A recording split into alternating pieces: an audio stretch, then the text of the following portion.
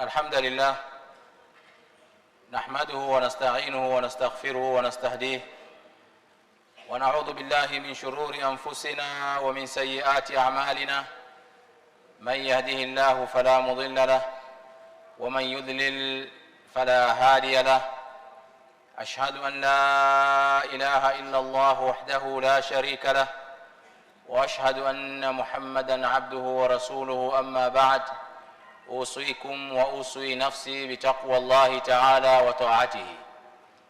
يقول الله تبارك وتعالى في محكم تنزيله: أعوذ بالله من الشيطان الرجيم بسم الله الرحمن الرحيم والفجر وليال عشر. Uzangu wa Islam, baada ya kumhimidi Allah subhanahu wa ta'ala na kumtakia rehma na amani kiongozi wetu, mwalimu wetu, kipenzi wetu Bwana Mtume Muhammadin sallallahu alayhi wasallam, na wahusieni pamoja na kuihusia nafsi yangu kumcha Allah subhanahu wa ta'ala na kumtii. Ndugu zangu wa Islam, tupo katika miezi mitakatifu, tupo katika miezi ambayo Allah subhanahu wa ta'ala ameijalia kuwa ni miezi ya mfululizo, na ni miezi ambayo tunahimizwa kufanya amali zilizokuwa njema katika miezi hii. Tupo katika miezi mitakatifu mfululizo, mwezi wa Dhulqaada, Dhulhijja na mwezi wa Muharram. Na sasa hivi tuko mwishoni kabisa mwa mwezi mtukufu wa Dhulqaada. Mwenyezi Mungu Subhanahu wa Ta'ala ametuambia katika Qur'an kuonyesha ubora wa miezi hii. Mwenyezi Mungu anasema: inna iddatash shuhuri 'inda Allahi 12 shahran, hakika idadi ya miezi kwa Allah Subhanahu wa Ta'ala ni miezi 12. Fi kitabillah, hii imeandikwa katika kitabu cha Allah Subhanahu wa Ta'ala, yauma khalaqa as-samawati wal arda, tangia siku ambayo Mwenyezi Mungu ameumba mbingu na ardhi. Minha, katika miezi hiyo 12, arba'atun hurum, kuna miezi minne ambayo ni miezi mitukufu kwa Waislamu. Dhalika ad-dinul qayyim, huu ndio utaratibu uliokuwa sawa sawa. Fala tadhlimu fihinna anfusakum, basi msizidhulumu nafsi zenu katika miezi hiyo. Msidhulumu nafsi zenu kwa kufanya maasi, lakini vile vile msidhulumu nafsi zenu kwa kujipunja kutofanya mambo ya khairi ndani ya miezi hiyo mitatu mfululizo ya mitakatifu katika dini ya Allah subhanahu wa ta'ala. Tupo mwishoni kabisa mwa mwezi wa Dhulqaada. Mwezi unaokuja, ndugu zangu wa Islam, ni mwezi wa Dhulhijja, ambao ni mwezi wa 12 katika kalenda ya Kiislamu, mwezi ambao ni bora zaidi katika miezi yote hiyo minne iliyotajwa na Allah subhanahu wa ta'ala. Mwezi wa Dhulhijja, wanachuoni wanasema ndio mwezi uliokuwa bora zaidi kutokana na fadhila zinazopatikana ndani ya mwezi huo, mwezi ambao ndani yake kuna masiku bora kuliko masiku yote ya mwaka, ambayo Allah subhanahu wa ta'ala ameapia ndani ya Qur'an kwa kusema wal fajri, na apa kwa alfajiri, wa layalin ashri, na naapa kwa masiku 10. Haya masiku 10, ukiangalia kauli za wanachuoni wetu kama Ibn Abbas wa Ibn Zubair wa Mujahid na maulama wengi, wanasema kwamba haya ni masiku 10 ya mwezi wa Dhulhijja. Kwa hiyo Mwenyezi Mungu Subhanahu wa Ta'ala ameapia ubora wa masiku 10 yaliyopo ndani ya mwezi mtukufu wa Dhulhijja. Ndugu zangu Waislamu, mwezi wa Dhulhijja ambao uko mbele yetu na yale masiku 10 ya mwanzo ya mwezi wa Dhulhijja yamefafanuliwa vizuri kabisa na hadithi ya Mtume sallallahu alaihi wasallam ambayo imetoka kwa Bukhari. Mtume sallallahu alaihi wasallam amesema: ma min ayamin, hakuna masiku ambayo al-amalu as-salihu fihinna, matendo mema ndani ya masiku hayo, ahabbu ila Allahi, yanapendwa zaidi na Mwenyezi Mungu Subhanahu wa Ta'ala, min hadhihi al-ayami al-ashri, kuliko matendo yatakayofanywa ndani ya masiku haya 10. Alikuwa akizungumzia masiku ya mwezi wa Dhulhijja. Faqalu, masahaba wakauliza, ya Rasulullah, wala aljihadu fi sabilillah, je, ubora wa matendo hayo utakuwa na fadhila na ubora kuliko hata jihadi katika njia ya Allah subhanahu wa ta'ala? Mtume sallallahu alaihi wasallam akasema, wala aljihadu fi sabilillah, ubora wa matendo mema katika masiku hayo 10 utakuwa na fadhila kubwa kuliko hata jihadi katika njia ya Allah subhanahu wa ta'ala. Kisha akawahi na kusema, illa rajul, isipokuwa mtu ambaye kharaja binafsihi wa mali, ametoka kwenda jihadi yeye mwenyewe na ametoka na mali yake yote kwenda katika njia ya Allah subhanahu wa ta'ala, falam yarji'u min dhalika bi shay'in, lakini hakurudi yeye wala mali yake haikurudi, huyu amali yake aliyoifanya inaweza ikazidi amali ya mtu anayefanya katika matendo haya katika masiku haya 10. Ndugu zangu Waislamu, hii hadithi ni ushahidi tosha wa kuonyesha kwamba masiku yaliyopo usoni mwetu ndani ya mwezi mtukufu wa Dhulhijja, nayo ni masiku 10, ni masiku mazito sana mbele ya Allah subhanahu wa ta'ala. Ni masiku ambayo al-amalu salih, mtu akifanya tendo lolote jema linakuwa lina malipo makubwa sana mbele ya Allah subhanahu wa ta'ala. Na ndio maana wanachuoni wakasema masiku haya ni bora kuliko masiku yote ya mwaka.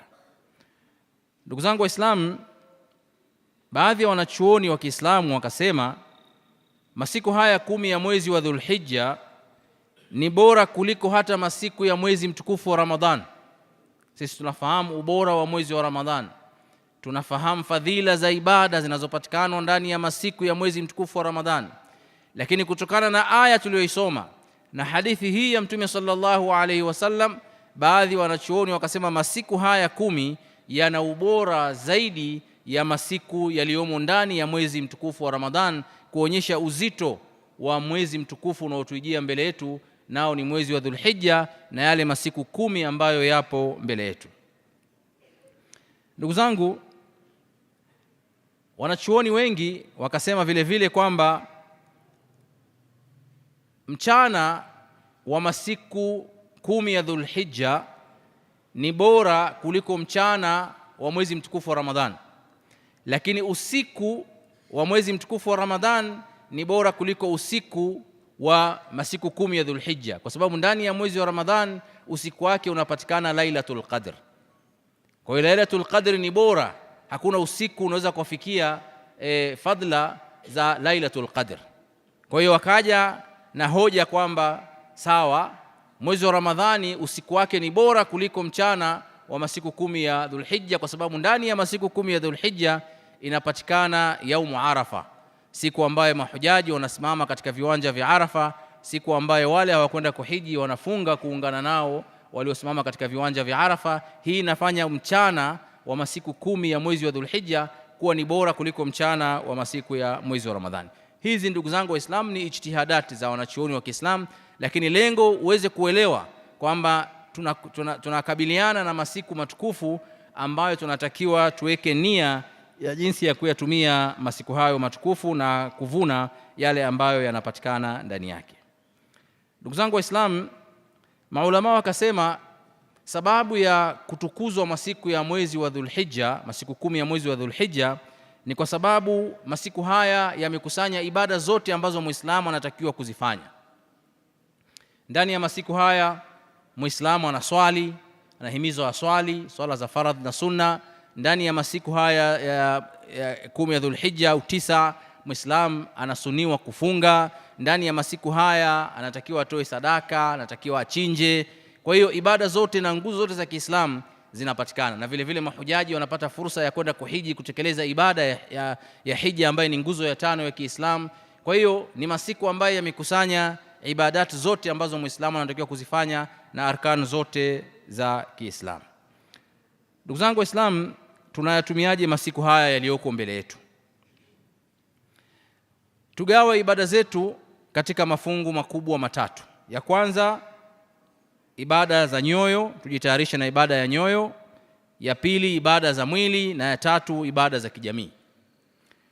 Ibada ya nyoyo, kuanzia sasa hivi tuweke nia kwa kumuomba kwanza Allah subhanahu wa ta'ala atufikishe katika mwezi wa Dhulhijja, lakini tuweke nia kwamba tukifika ndani ya mwezi mtukufu wa Dhulhijja tutafanya ibada mbalimbali ambazo lengo lake ni kutukurubisha sisi kwa Allah subhanahu wa ta'ala. Utakapoweka nia hiyo, ina maana kwamba unajitayarisha wewe, unatayarisha moyo wako kuweza kukabiliana na a'mal njema ambazo zitafanyika na utazifanya ndani ya masiku ya mwezi wa Dhulhijja. Mtume sallallahu alaihi wasallam anasema, innamal a'malu binniyat wa innama likulli imri'in ma nawa, hakika amali zote zitalipwa kwa nia na hakika kila mja atalipwa kwa kile alichokinuia.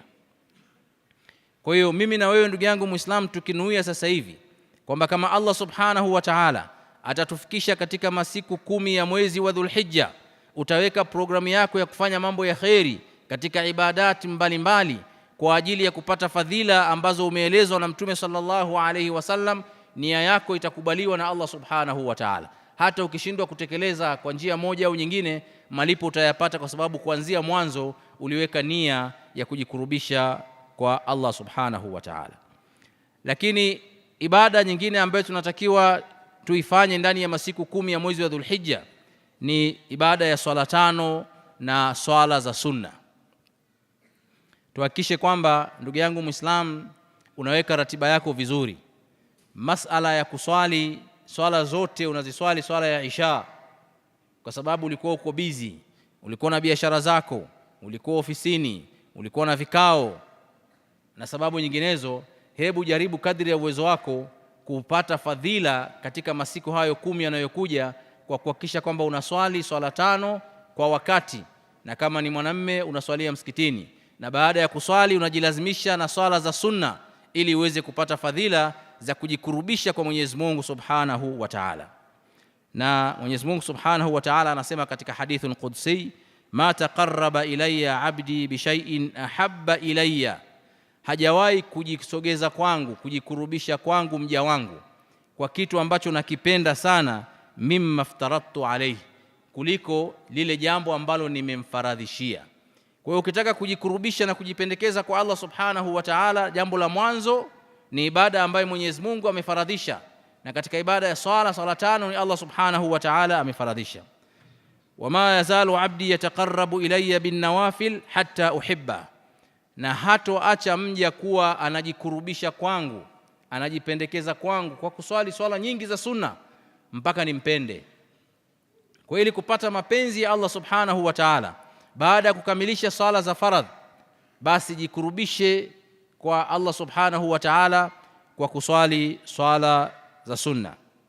Na katika hadithi nyingine ya Anas ibn Malik radhiyallahu anhu anasema kwamba amesema Mtume sallallahu alaihi wasallam, man salla al-fajr fi jamaa, yoyote yule atakayeswali swala ya alfajiri jamaa, thumma qa'ada yadhkuru Allah, kisha akakaa msikitini akimleta dhikri za Allah Subhanahu wa Ta'ala, hatta tatlu'a ash-shamsu, mpaka jua litakapochomoza, thumma salla rak'atayn, kisha baada ya hapo akaswali rakaa 2 za sunna ya duha, kanat lahu ka ajri hajjatin wa umra, atakuwa sawa sawa na ibada hizo alizozifanya ni sawa sawa na mtu aliyofanya haj na akafanya umra. Na Mtume akasema tammatin tammatin tamma, yani ni ibada ya haji na umra zilizokamilika. Kwa ndugu yangu Muislam, kujikurubisha kwa Allah Subhanahu wa Ta'ala kwa kuleta ibada hizi za sunna, hususan katika masiku haya matukufu na haya yanayokuja, yana fadhila nyingi. Ni wachache ambao wanapata nafasi ya kwenda umra, ni wachache miongoni mwetu ambao wameitwa na Allah Subhanahu wa Ta'ala kwenda haji.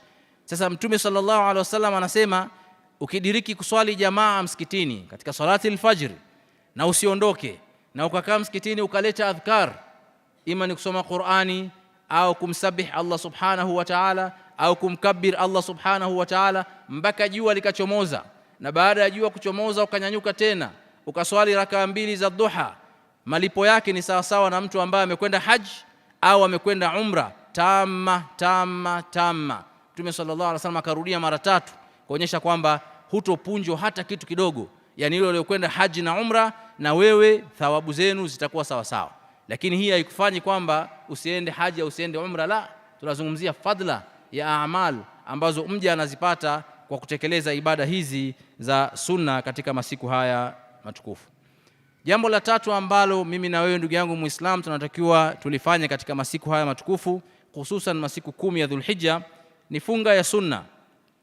Ni kufanya funga ya sunna.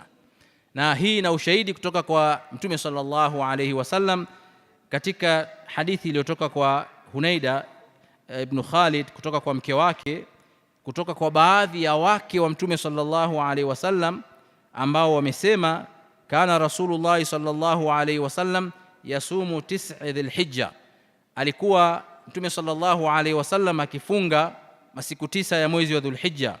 Lakini vile vile wa yaumu Ashura, akifunga siku ya 10 ya mwezi wa Muharram inaitwa Ashura, wa 3 ayami min kulli shahr, na alikuwa akifunga masiku matatu ya kila mwezi, yale masiku meupe ya kila mwezi 13, 14 na 15, wal ithnain min shahr wal khamis, na vile vile siku ya Jumatatu na siku ya Alhamisi. Hizi ndio funga za sunna alizokuwa akizifunga Mtume sallallahu alaihi wasallam kwa ushahidi ulioelezwa na wake za Mtume sallallahu alaihi wasallam. Lakini ndani yake iko funga ya masiku 10 ya Dhulhijja.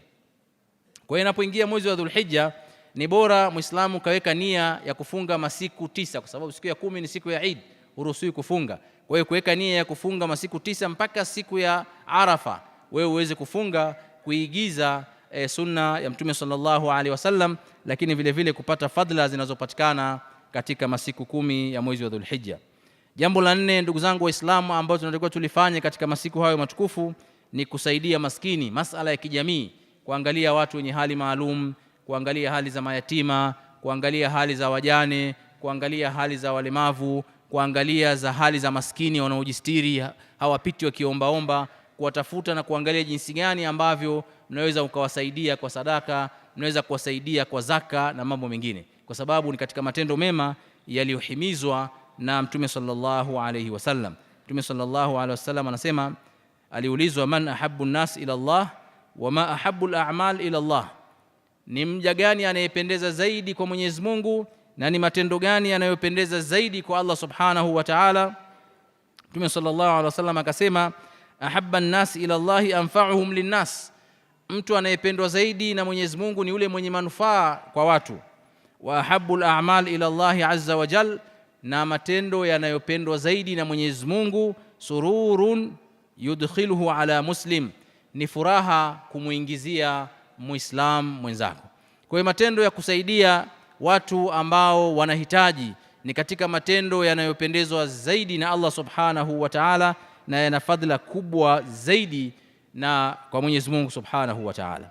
Lakini ibada ya 5 ndugu zangu Waislamu ambayo tunaweza tukaifanya katika masiku matukufu ya mwezi wa Dhulhijja ni swala la kuunganisha undugu na kusameheana kwa wale ndugu wanasaba ambao wametofautiana, wamekosana. Si vema wakasubiri mpaka Eid al-Adha ndio watembeleane na wasalimiane. Waweke nia kwamba katika masiku ya mwezi wa Dhulhijja basi iwe ni fursa ya kumsamehe ndugu yangu, iwe ni fursa ya kuunganisha undugu, iwe ni fursa ya kuweza kuongea naye na kusahau yale ambayo yamejitokeza huko nyuma. Mtume sallallahu alaihi wasallam aliulizwa na masahaba zake, ayul a'mal ahabbu ila Allah azza wa jal, miongoni mwa matendo ni matendo gani ambayo yanapendwa zaidi na Mwenyezi Mungu subhanahu wa ta'ala? Mtume sallallahu alaihi wasallam akasema, imanu billahi ta'ala, kwanza ni kumwamini Allah subhanahu wa ta'ala. Sahaba akamuuliza tena, thumma ma, kisha baada ya hapo ni matendo gani mengine? Qala thumma silati rahim, Mtume sallallahu alaihi wasallam akasema kisha ni kuunganisha undugu. Kwa swala la kuunganisha undugu, ndugu zangu Waislamu, ni swala muhimu, ni ibada ambayo inapendwa zaidi na Allah subhanahu wa ta'ala. Weka nia ya kujikurubisha kwa Mwenyezi Mungu subhanahu wa ta'ala katika masiku bora yanayokuja hapo mbeleni, kuweza kusameheana na ndugu yako uliokosana naye, mzazi wako, mtoto wako, mke wako, na kama ni mwanamke mume wako, hali kadhalika jirani yako unayefanya naye biashara. Almuhimu mtu ambaye umetofautiana naye, jaribu kuweka nia ya kusameheana naye kwa ajili ya kujikurubisha kwa Allah subhanahu wa ta'ala na kupata fadhila ambazo zinapatikana katika masiku 10 ambayo Allah subhanahu wa ta'ala ameyaapia katika Qur'an na ambayo Mtume sallallahu alaihi wasallam ameyaita kwamba ni masiku bora kuliko masiku yote. Barakallahu li wa lakum bil Qur'anil Karim wa nafa'ani wa iyyakum bidhikril hakim. أقول قولي هذا وأستغفر الله لي ولكم فاستغفروه وأنتم موقنون بالإجابة. الحمد لله والعاقبة للمتقين ولا عدوان إلا على الظالمين. أشهد أن لا إله إلا الله وحده لا شريك له وأشهد أن محمدا عبده ورسوله. إن الله وملائكته يصلون على النبي يا أيها الذين آمنوا صلوا عليه وسلم تسليما. اللهم صل على محمد وعلى آل محمد كما صليت على إبراهيم وعلى آل إبراهيم وبارك على محمد وعلى آل محمد كما باركت على إبراهيم وعلى آل إبراهيم في العالمين إنك حميد مجيد. اللهم أعز الإسلام والمسلمين وأذل الشرك والمشركين ودمر أعداءك أعداء الدين برحمتك يا أرحم الراحمين. اللهم آت نفوسنا تقواها وزكها أنت خير من زكاها أنت وليها ومولاها برحمتك يا أرحم الراحمين. اللهم آتنا في الدنيا حسنة وفي الآخرة حسنة وقنا عذاب النار برحمتك يا أرحم الراحمين. وآخر دعوانا أن الحمد لله رب العالمين. قوموا إلى صلاتكم يرحمكم الله.